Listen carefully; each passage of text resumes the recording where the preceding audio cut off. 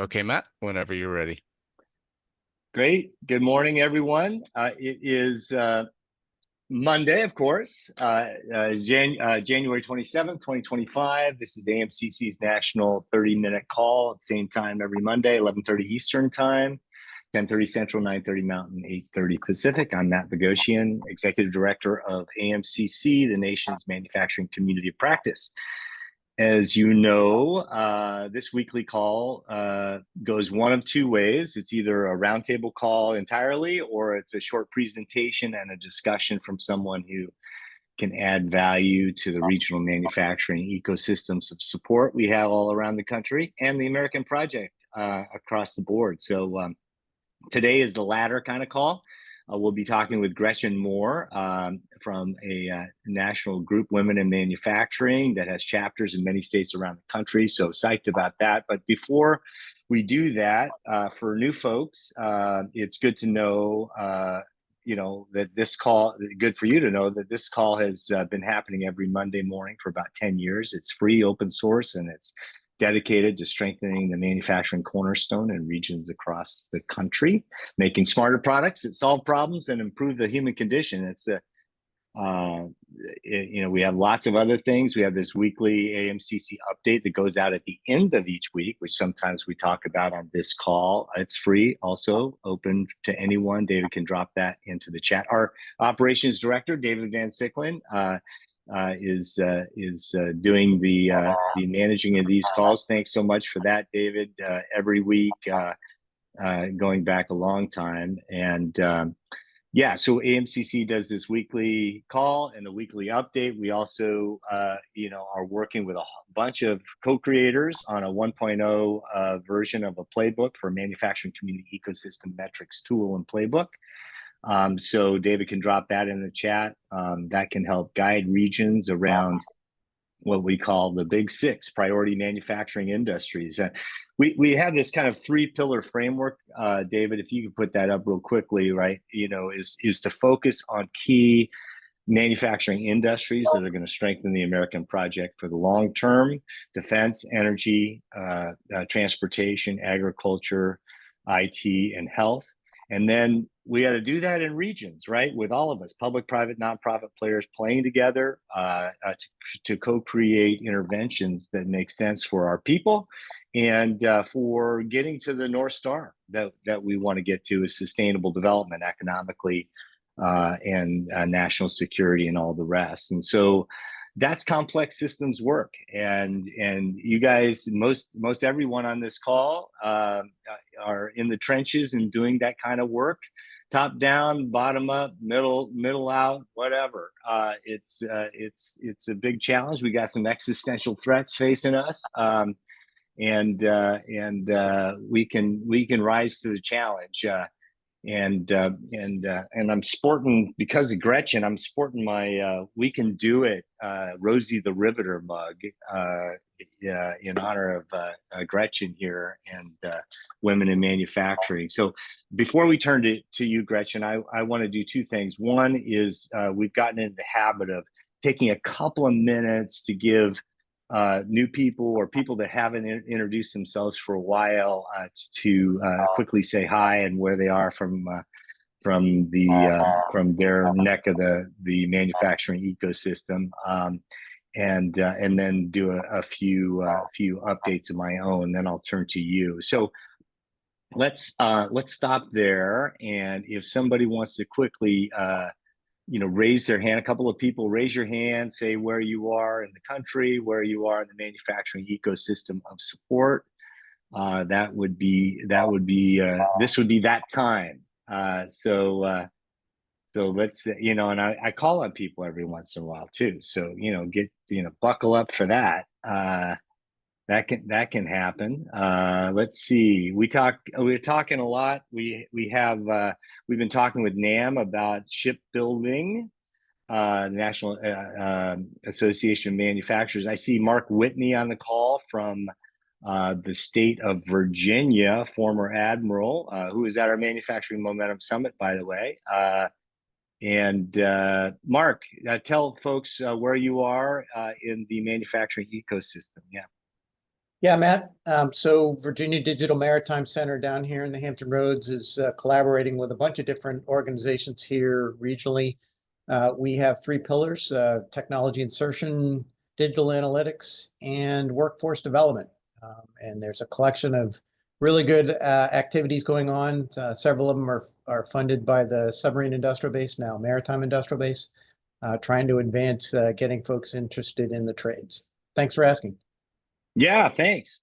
Yeah, I see Dean Peckham from California, involved in ag manufacturing and food and beverage in general. Dean, if you can jump on and introduce yourself real quickly. Yeah.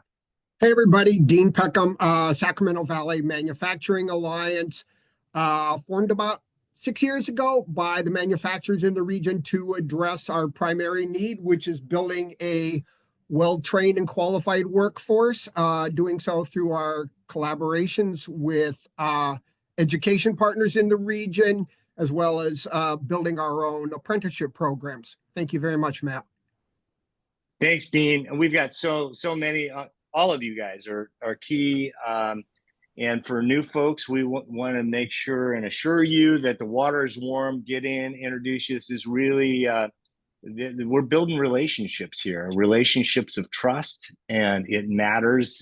You're busy, but taking the 30 minutes to join together to discuss common issues is super important, and we need your feedback, right? So we get your feedback on these calls in the chat. Use the chat profusely. Drop different things that you think are important interventions to strengthen your neck of the woods, or that that especially that can be applied maybe elsewhere around the country. So the chat is a super good tactic. Emailing David and I for items that we can include in the weekly AMCC update. There's a bunch of funding opportunities that we put in that. That's a shiny thing in the AMCC update every week. But so many other things that come from you all really matters. So thanks for doing that. And don't be shy, right? So in future Mondays, you can introduce yourself on chat if that's an easy way to do it. But we also want to see you and hear your voice and learn about you. And that can also be, the baby step toward another thing that AMCC does is these AMCC roadshows. Many of you on this call are people that we got to meet at AMCC roadshows in states all around the country. And so that can be, you coming on and getting to know us a little bit better can be a early step in co-creating an AMCC roadshow and something we can talk to Gretchen about, right? Like, how do we weave in, women in manufacturing in some of these AMCC roadshows and other activities that we can co-create. So anyway, lots of cool opportunities, but it requires, getting out of your silo a little bit, participating a teeny bit on these 30-minute calls and on, getting the update and engaging, right? And it's tricky. We're all systems leaders in some ways, and there's no, kind of perfect playbook for doing that. So we got to do it from whatever perch we happen to operate from. Before I introduce you, Gretchen, I want to just highlight, we have lots of stuff in the update. So please look at the AMCC update. David's going to drop a link, or if he hasn't already, it's in the chat on the update. One of the things that we do is we have a new podcast out. So we have this podcast, Manufacturing in American Century, which is really cool. I've interviewed many of you, that are on these Monday calls, and every other, a whole bunch of people along the ways from all varieties of perch, top and bottom and side to side throughout the manufacturing ecosystem. The latest one is a manufacturer himself, and it's Sanjeev Malhotra. He makes material that goes into batteries in both West Virginia and California, and so it's a great interview because of what he brings to the table, right? We are trying to strengthen the manufacturing ecosystem of support for manufacturers. And so we talk about that. He talks about what it takes to make smarter products that solve problems. So really cool to hear from Sanjeev Malhotra. Could actually morph into a roadshow in West Virginia to illustrate my earlier point there.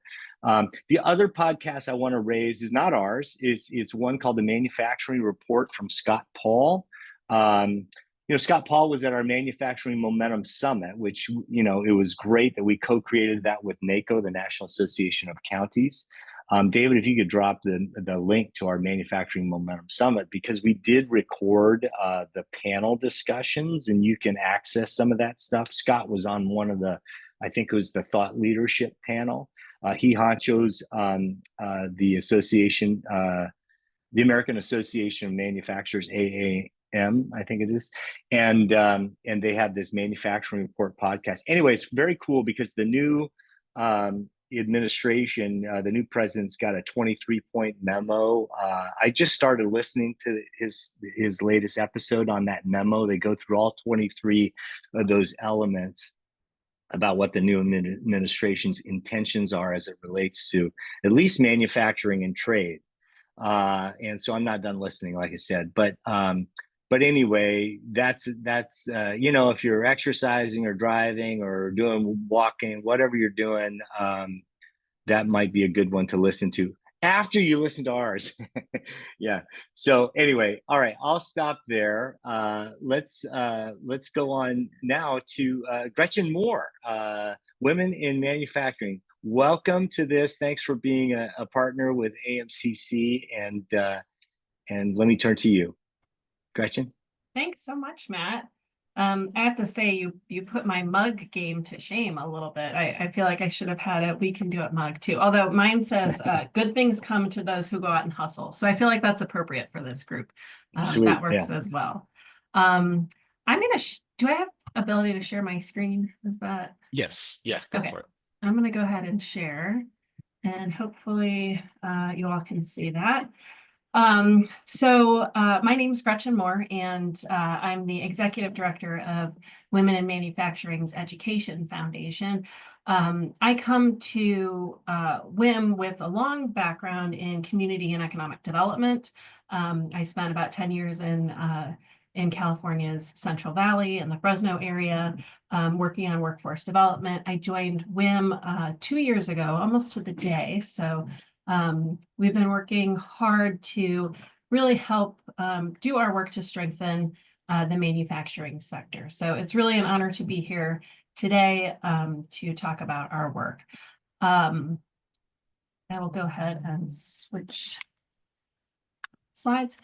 Everyone on this call is well aware of the major labor and workforce gaps, both currently and in the near future, that require collective action to ensure that the manufacturing sector remains strong and resilient. Our contribution at WIM, our contribution to that cause, is to bring women into the manufacturing workforce and to support them at all stages throughout their careers.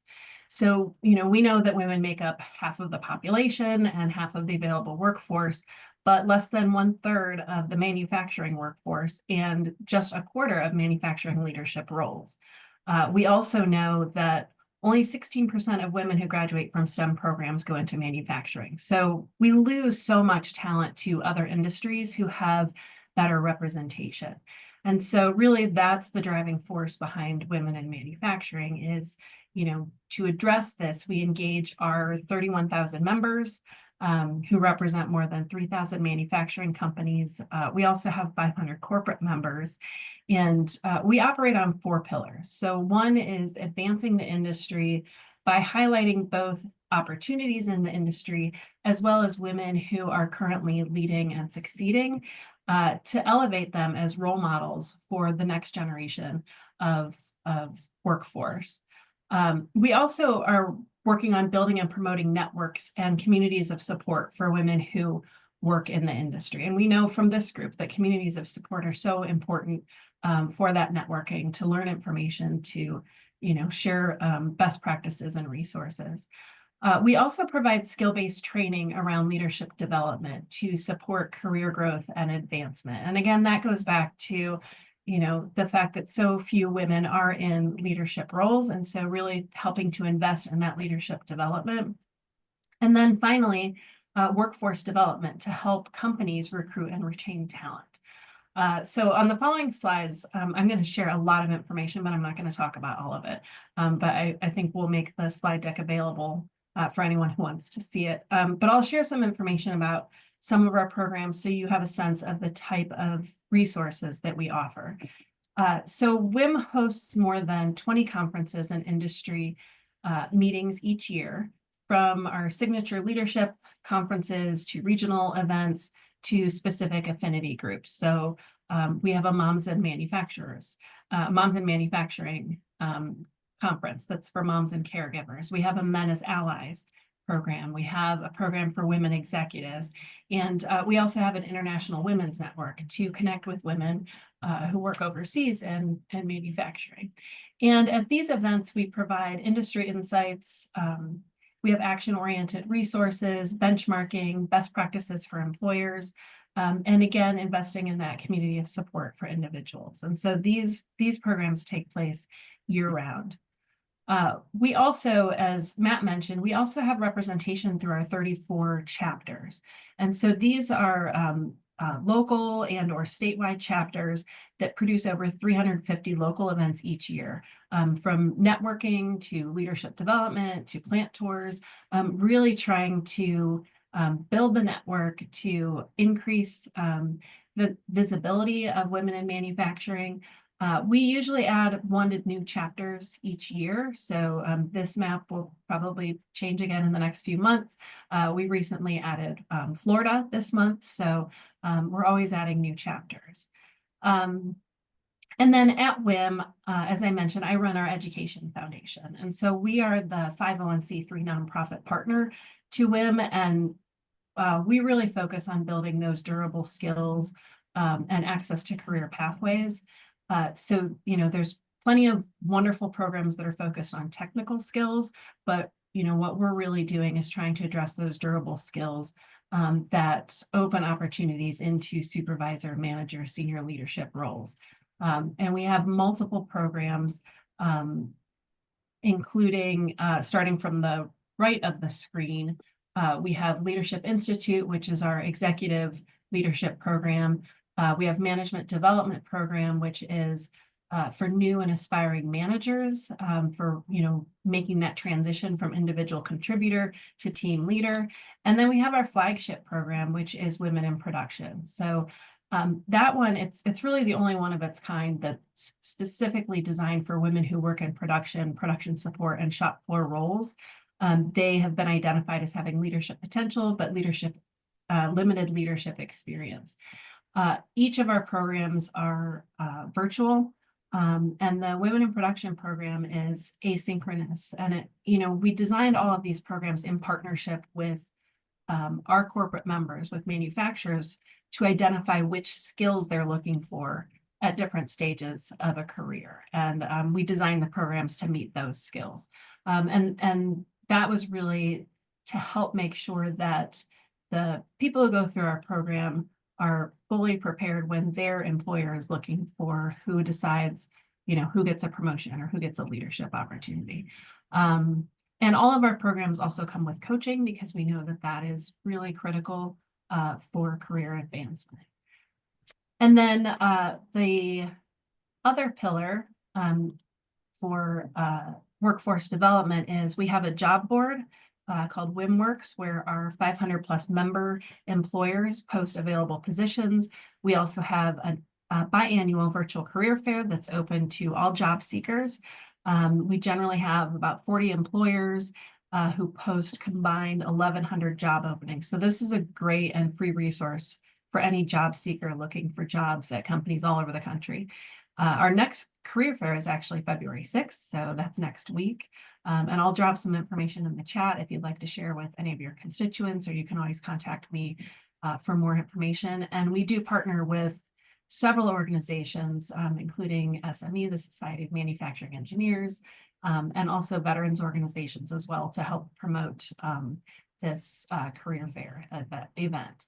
And I should just mention also that our programs are designed for women, but they're open to all. So we do have participation for men in all of our programs and events. And I will, this slide here has my contact information, and I can also drop that in the chat. So if anyone's interested in reaching out and learning more information, you can always contact me anytime. And I will just take this moment to say that, you know, as an industry trade association, we have built our business on the industry side, really working with manufacturing companies, and there's always room to grow there. And, you know, we'll continue doing that. Where I think we have a lot more room to grow, and again, given my background in community and economic development, is working locally with communities. You know, we have our chapters, we have local partners, but finding better ways to plug into local and regional workforce development programs, helping build network for maybe girls who are in STEM programs or girls who are in programs to connect them with the women who are currently working in manufacturing is an opportunity. You know, we I think have a lot more work we can do to directly impact the workforce pipeline, especially given our access to the companies and to the employers. So I think that's a great space for the Education Foundation to show up. So that's what we'll be looking towards. I think that's kind of our next frontier. This is obviously a deeper conversation than we can possibly have during these Monday calls, but you know, I would invite anyone who's interested in exploring ways that we can you know, partner or utilize WIM or the Education Foundation as a resource. Please reach out to me anytime. I'd love to brainstorm together. So I'm so happy to share a little bit about our organization with you, and I'm happy to answer any questions, and I will go ahead and drop some of those links in the chat as well. So thanks so much for having me. Yeah, this is great, Gretchen, and we have a few minutes for questions. I mean, you know, you're talking about that next frontier of really enveloping this work with economic development. We had at our Manufacturing Momentum Summit, Nathan Oley participating in that. He's a former IMC peer, but also the head of the International Economic Development Council, IEDC, because we have economic development in every one of our communities, right? And not a lot of those economic developers are dialed into what needs to happen in regions to strengthen regional manufacturing, and so you know, to include women, right? You know, which gets me to kind of an initial question. So if people want to ask a question of Gretchen, just raise your hand. But a question that I have is, you know, what general lessons do you guys have that apply everywhere in terms of getting more girls and women into the funnel, right? You know, if you think of, you know, you have this program on the production level to get women into the production, the key manufacturing jobs or whatever. What gets more girls and women into that funnel that other regional stakeholders might learn from? Yeah. Yeah, that's a great question. You know, I think the first word that comes to mind is representation. And I know that's something we hear a lot of is, you know, if you can see it, you can be it, like all of that, you know, making sure that when there are opportunities for speaking engagements or someone's presenting, making sure that women are included in those opportunities, because that visibility really impacts you know, being able to see themselves in those roles. I think another thing that was surprising that we learned from our Women in Production program is when we ask, we survey participants at the beginning and the end, and when we ask them what they're most looking for out of the program, they overwhelmingly say confidence. It's not necessarily like the skill, right? Like the skills are important, but that confidence and that ability to feel confident speaking up, I think that's something that is especially specific to women for lots of reasons, which I won't go into, but that having someone be a champion, having someone invest in them, having someone give them an opportunity, once they have that, once they kind of unlock that confidence, I think you're going to start seeing greater growth, greater investment, more women in leadership roles, and then more women in the pipeline. So yeah, no, that's a good, you know, it reminds me of, we have Buckley Brinkman on here from Wisconsin, from the MEP there, and he helped us co-create a Wisconsin roadshow where we visited a middle school which really, I think, inspires a lot of girls to think about the manufacturing. Buckley, do you remember that visit and that tactic at getting there? Can you say a little bit about that one? Yeah. Yeah, of course I do indeed. I mean, there were 700 middle schoolers, actually seventh graders, in a middle school gym, and there were about 25 manufacturers. The middle schoolers were, whatever the population was of seventh graders, so about 50-50. And then all of them had, if you were a manufacturer and who were there, you had to have a hands-on experience for these students. And so, for example, one of our foundries brought in a little sand cast mini plant, and so they could form and then pour their own little medallion that they could take home. But it was fun to see the engagement around the room, and of course, the women were just as involved as the guys were. So it was a fun room. Yeah. Yeah. Introducing it early on makes such a difference. That's amazing. I love hearing that. Yeah. Hey, Matt, we have So- questions from Tony Neary and Vivek Saxena. Oh, I can't see him on it. Gretchen, can you stop sharing your Oh, screen? yeah. For some reason, Yeah, I don't forgot I have the was still sharing. capability. No Hi, worries. this is Tony Neary. Yeah, I dropped in the chat. We actually just funded through SME and the Lozic Foundation locally for Girl Scouts Northeast Ohio, putting in a STEM cafe in their dream lab. Girls have their STEM identity baked by second grade, so middle school is too late, and we need about 7 contacts. So right now I'm working on our K-8 approach. Girl Scouts already have STEM badges, but they also have patches for robotics, 3D printing, coding. They have all of these different activities, and they're really encouraging those strong leadership skills. So early and often is what we need to do with intervention to really grow that strong female talent pipeline in the STEM industry, as well as linking to those strong females that Gretchen mentioned, where they can actually see women are in our industry and thriving.